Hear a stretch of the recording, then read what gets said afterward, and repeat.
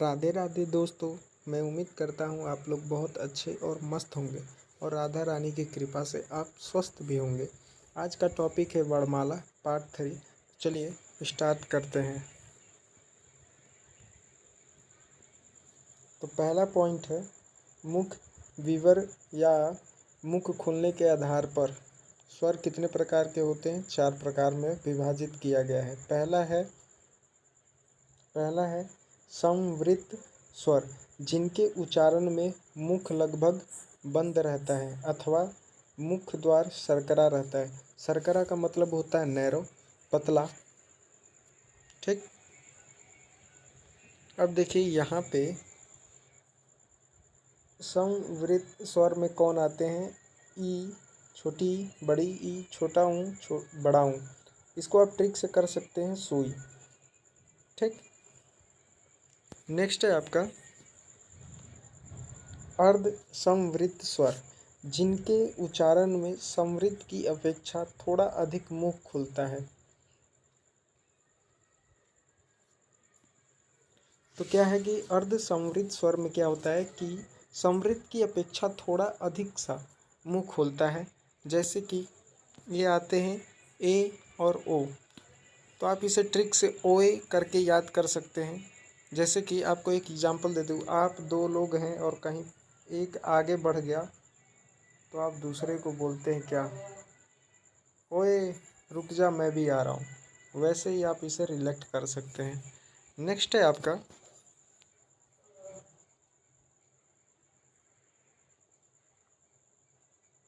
विवृत स्वर। 3rd number का है, जिसके उच्चारण में मुख सबसे अधिक खुलता है। और इसका कौन सा है, आ। जब आप आ बोलेंगे तो लगभग आपका मुंह पूरा खुल जाएगा। अभी है 4थे नंबर का अर्ध विवृत स्वर, जिसके उच्चारण में विवृत से कम तथा अर्ध विवृत से अधिक मुख खुलता है।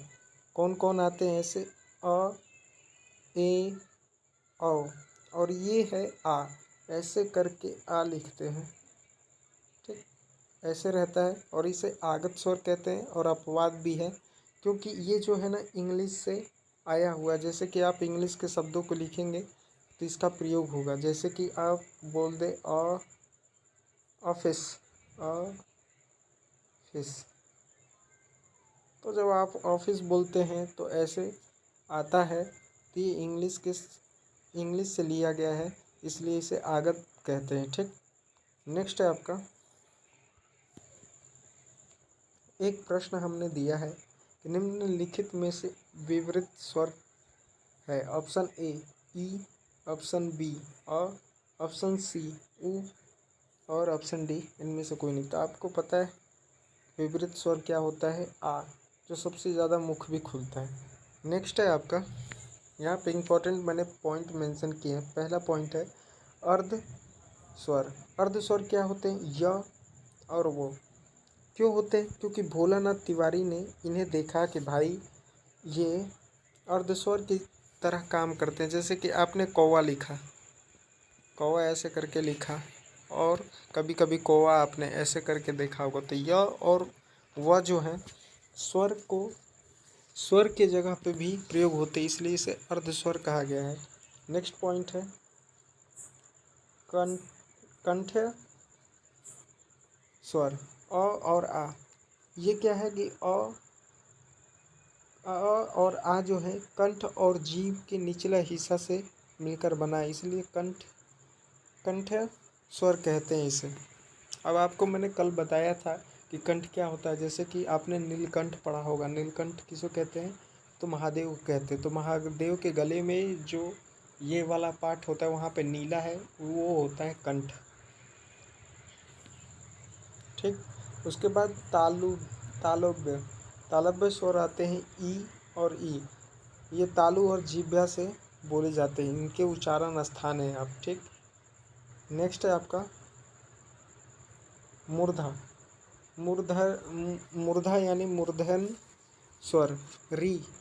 ये मूर्धा और जीभ से बोला जाता है। अब मूर्धा क्या होता है, तो आपने देखा कि कंठ होता है। कंठ, आपको 1 मिनट, आपको फिगर होगा इसमें, मैंने फिगर नोट किया हुआ है। ये देखिए, ये रहा आपका कंठ और ये रहा मूर्धा, ठीक, और ये रहा कंठोष्ठी। अब मुझे उम्मीद है आपको समझ में आया होगा। कंठ बता दूं एक बार तो, नीलकंठ आपने जो भगवान शिव का देखा है, फिर उसके ऊपर आता है और सबसे ऊपर जो दांत, जो ऊपर वाला दांत है आपके जीभ के ऊपर, जो जीभ लप लप ऐसा करती है, उसे कहते हैं मूर्धा। मूर्धा। नेक्स्ट है आपका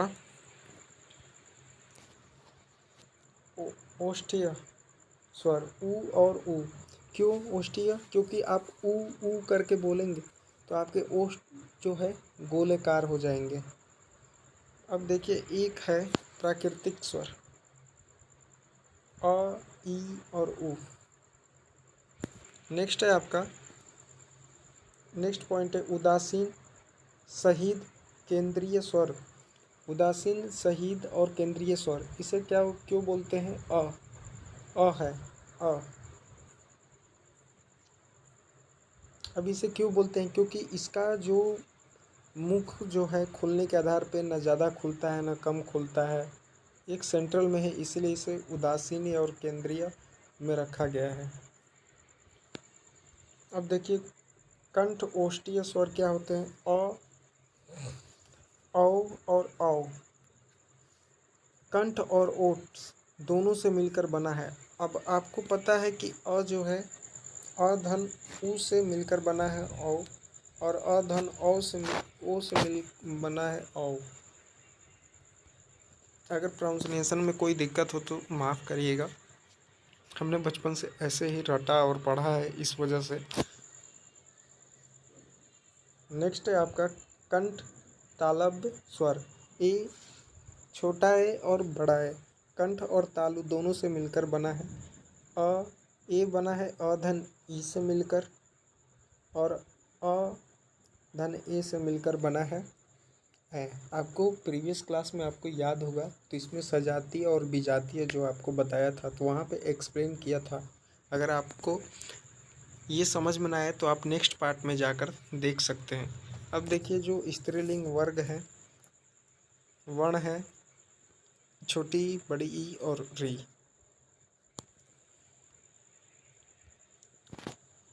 अपभ्रंश में कितने स्वर मौजूद थे? तो 8 थे। अपभ्रंश क्या होता है? तो बिगड़ा हुआ रूप। और आपको पता है कि जहाँ पर मैंने हिंदी की उत्पत्ति बताया था सबसे पहले, तो वहाँ पर अपभ्रंश के बारे में डिस्कस किया था। अ, आ, ई, बड़ी, छोटा ऊ, बड़ा ऊ, ए और ओ।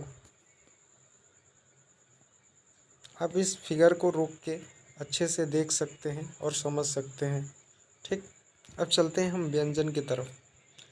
व्यंजन की तरफ आते हैं। व्यंजन को हल कहते हैं और आपको पता है कि स्वर को अच कहते हैं। तो व्यंजन क्या होता है कि जो स्वरों की सहायता से लेकर बोला जाता है उसे व्यंजन कहते हैं, और ये परतंत्र होते हैं। और परतंत्र का मतलब क्या होता है? परतंत्र का मतलब आपको पता होना चाहिए। परतंत्र का मतलब गुलाम होता है, यानी इसके अधीन होता है। अधीन।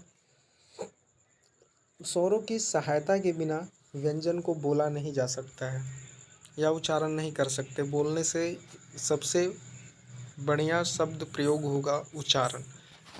अब नेक्स्ट पॉइंट देखिए, मूल व्यंजनों की संख्या कितने हैं? 33 है। अब देखिए, यहाँ पे स्पर्श व्यंजन 25 होते हैं, ऊष्मीय व्यंजन 4 होते हैं, अंतस्थ व्यंजन 4 होते हैं। आपको नीचे डिस्क्राइब करूँगा कि स्पर्श व्यंजन क्या होते हैं, ऊष्मीय व्यंजन क्या होते हैं, अंतस्थ व्यंजन क्या होते हैं। तो स्पर्श व्यंजन में आपको पता है, आप क से और क वर्ग, च वर्ग, ट वर्ग ऐसे करेंगे तो उसमें जो बीच का ये जो पार्ट आता है ना, इसमें 25 होते हैं। उसी को कहते हैं स्पर्श व्यंजन। क से और नीचे यहाँ तक, आपको नीचे मैं दिखाता हूँ। नेक्स्ट है आपका कुल व्यंजनों की संख्या।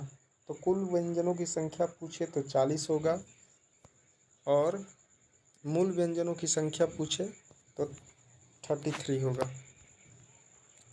कैसे कैसे ये कुल व्यंजनों की संख्या है, तो आप एक बार देखेंगे इसे।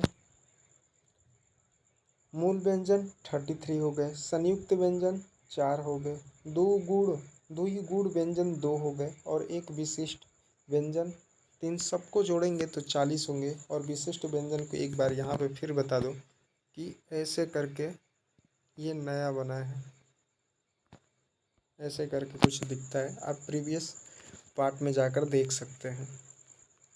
अब देखिए स्पर्श व्यंजन, जो व्यंजन कंठ, तालु, मूर्धा, दंत एवं ओष्ठ के स्पर्श से बोले जाते हैं उसे स्पर्श व्यंजन बोलते हैं। और स्पर्श का मतलब होता है छूना यानी टच। अब देखिए कौन कौन से हैं जो स्पर्श होकर बोले जाते हैं। इसका शॉर्ट ट्रिक है KTM 2। हम एक ट्रिक मान सकते हैं KTM 2। ठीक, KTM से क्या होगा, देखिए ये हो जाएगा कंठीय, टी से हो जाएगा तालुव्य, एम से मूर्धन्य, दंतीय और ओष्ठीय। इन चारों से मिलकर बनते उसे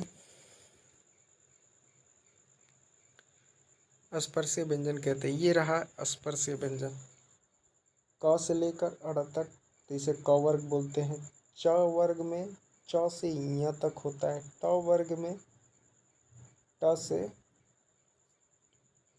अड़ तक होता है। त वर्ग में ट से न तक होता है। प वर्ग में म तक होता है। अगर आप इसे देखेंगे तो 1 2 3 4 5 और इधर से देखेंगे 1 2 3 4 5, तो 5 गुणे 5 हो गए ना 25। ऐसे होते हैं स्पर्शी व्यंजन। तो फिर मिलते हैं नेक्स्ट वीडियो में। और लाइक कमेंट सब्सक्राइब करिए।